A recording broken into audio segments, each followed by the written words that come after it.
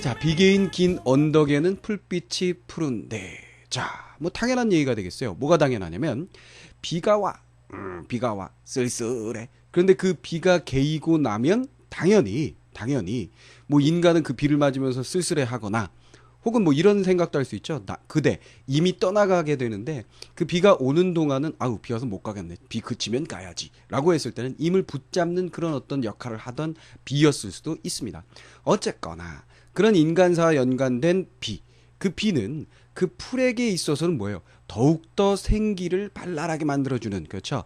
여기 보세요. 풀빛이 푸른데라는 것은 비가 내렸기 때문에 그 결과 나타나는 더욱더 생기를 얻은, 더욱더 푸르러진 풀빛이 되겠습니다. 그래서 결국 풀빛의 입장에서, 풀의 입장에서는 이 긍정적인 상황, 비가 내리고 난 후에 더욱더 생기를 얻게 되니까 긍정적인 상황이라고 우리가 생각을 할 수가 있겠어요. 어쨌거나 간단하게 비가 갠 긴 언덕, 풀빛이 푸르르게 물들었는데 이렇게 해석을 하면 되겠고요. 그대를 남포에서 보내며 슬픈 노래를 부르네. 자, 이 부분 잘 생각을 하셔야 되겠습니다.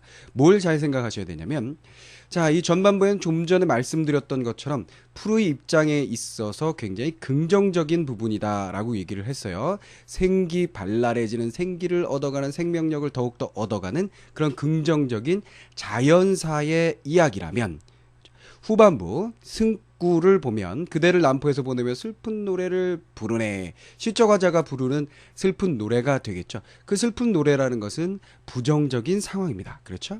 부정적인 상황이면서 시적 화자의 인간사의 부분이라고 볼 수 있어요. 그래서 기승구는 어떻게 된다? 대조의 입장을 보이게 된다는 얘기입니다. 자연사와 인간사 사이의 대조. 무슨 말인지 알겠죠? 그러니까 긍정적인 상태와 부정적인 상태로 나누어 볼 수 있다라는 걸 여러분들이 생각을 해주시는 것이 중요하겠고요. 그 다음 대동강물은 그 언제 닿을 것인가? 자, 다한다라는 것은 여기서 다한다라는 것은 마를 것인가 정도로 생각을 하시면 되겠어요. 그러니까 대동강물이 흐르고 있는데 저 강물은 언제쯤 다 없어질까? 다 말라버릴까? 말하면 큰일 나겠습니다. 많은 그런 얘기를 왜 하느냐면 의문 형태고요. 것인가? 이별의 눈물 해마다 푸른 물결에 더하는 것을. 자, 이 부분에 표현사의 특징 도치되어 있다라는 거 쉽게 알 수 있죠. 뭐가 도치예요? 즉 이별의 눈물을 해마다 푸른 물결에 더해서 이것이 원인이 되고, 그 다음 대동강물은 언제 다할 것인가, 즉 다할 수 없다 결과가 되는 거죠. 그죠? 순서대로 하면 이별의 눈물을 해마다 푸른 물결에 더하니 대동강물은 다하지 않는다. 이렇게 연결이 되겠습니다. 그리고 또 한편으로는 수사법상의 특징을 보면 대동강물이 사람들이 흘리는 이별의 눈물에 의해서 마르지 않는다라는 것은 말도 안 되는 소리, 과장이라고 볼 수가 있겠죠. 그리고 여기 뭐 의문 형태니까 뭐 설이라고 볼 수도 있겠고요. 그렇죠? 그럼 결국 도치나 과장이나 설이라는 이런 방법들은 모두 시적 화자의 슬픔, 그렇죠? 눈물, 슬픔을 더욱더 강조하기 위함이라는 거 우리가 쉽게 알 수가 있죠. 물론 한시 원래 작품이 한문으로 창작된 한시라는 입장에서 보면 얘를 이렇게 뭐 운을 맞추기 위해서 이걸 살짝 바꿨다라고 해석을 할 수도 있겠습니다만, 우리는 지금 한자보다는 그것을 번역해 놓은, 현대어로 번역해 놓은 번역본을 가지고 공부하는 것이기 때문에 그런 입장에서 보면 강조를 위한 도치라고 해석하는 것이 좋겠다, 이런 얘기가 되겠습니다. 그리고 그 다음에 여기 보시면 푸른 물결이라는 것 자체가요, 대동강의 푸른 물결이라는 것 자체가 무엇을 나타내느냐? 화자의 슬픔을 나타냅니다. 무슨 말인지 알겠죠? 무슨 얘기인가요? 자, 여기 보세요. 눈물이 더해져 물결을 만든다라고 되어 있잖아요. 그 눈물은 어떤 눈물이죠? 이별의 눈물입니다.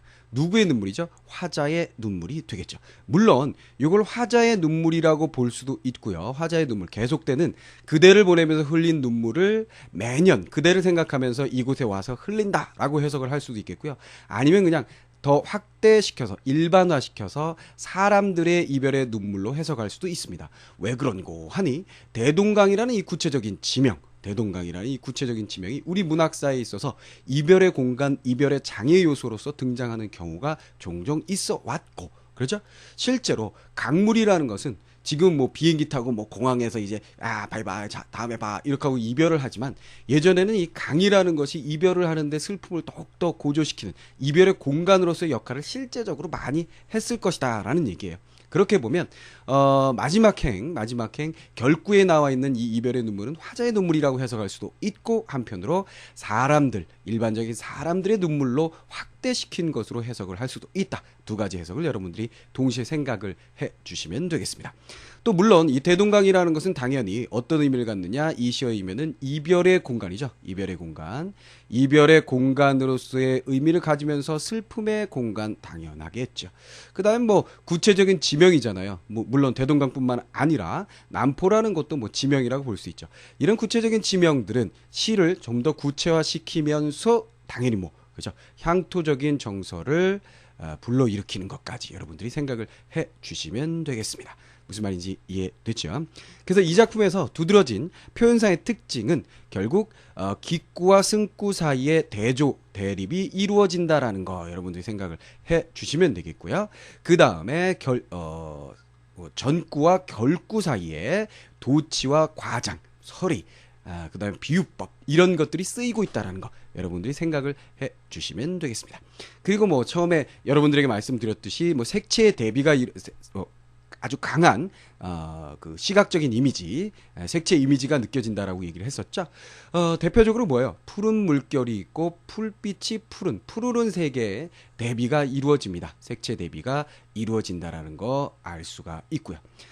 그리고 물론 이 푸른 풀빛은 좀 더 긍정적인 푸른 빛이라면 여기 눈물이 만들어내는 푸른 물결의 푸른색은 좀 슬픔의 푸른색이다. 이렇게 우리가 차이점을 이야기할 수도 있겠습니다. 자, 다시 한번 정리해 볼까요?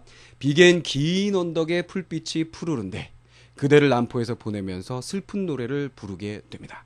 이 대동강물은 그 언제 다 마를까요? 마르지 않을 것 같아요. 왜냐하면 이별의 눈물을 해마다 저뿐만 아니라 수없이 많은 사람들이 이 물결에 더하니 어찌 마를 수 있겠어요. 자, 이런 얘기입니다. 그래서 이별의 슬픔을 푸른 물결에 집어넣어서 더욱더 잘 드러내고 있는 작품이다. 이렇게 생각하시면 되겠습니다.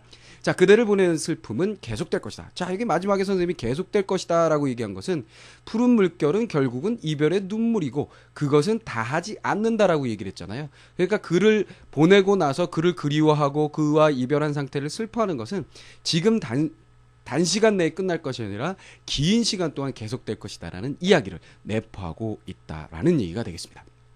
자, 여기까지 이해 잘 됐죠? 그래서